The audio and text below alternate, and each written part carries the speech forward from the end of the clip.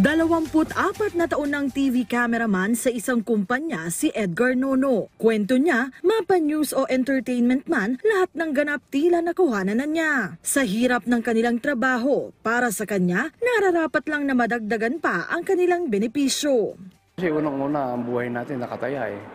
Di ba? Kahit sugi natin yung mga bagyo, lindol, saka yung mga yan, sa bulkan nga, yung pagputok, di ba delikado? Kaya kailangan mayroon talaga tayo.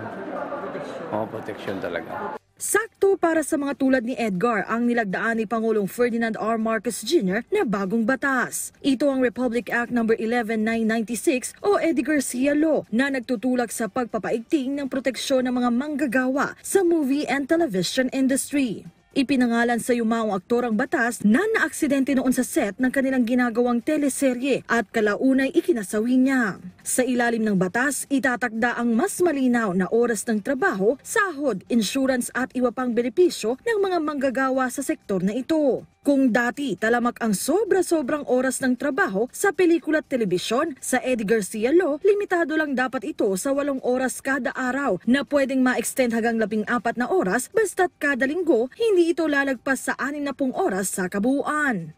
Inilatag din sa bagong batas ang mga responsibilidad ng mga employer. Kung mapatutunayang lumabag dito, multang 100,000 pesos hanggang kalahating milyong piso ang ipapataw. Ang mga mambabatas naman sa Senado at Kamara, ikinalugod ang paglagda ni Pangulong Marcos sa batas. Ayon kay Senador Bong Revilla, na isa sa mga may akda ng panukala at isa ring veteranong aktor, tagumpay ito ng mga manggagawa kaya't lubos siyang nagagalak bilang bahagi na rin ng industriya. Si House Speaker Martin Romualdez naman, binigyang diin na ipinaprioridad ito ng Kongreso bilang pagkilala na rin sa mahalagang ambag ng bawat manggagawa sa bansa. Una na rin nagpasalamat kay Pangulong Marcos ang pamilya ni Eddie Garcia sa pamamagitan ng isang pahayag na inilabas ng kanyang stepson na si One Pacman Party List Representative Mikey Romero. Kasunod ng Eddie Garcia Law, panawagan naman ni House Deputy Majority Leader Erwin Tulfo, sana'y tuluyan na rin maisabatas ang hiwalay na panukala para naman sa kapakanan ng mga media workers sa Pilipinas.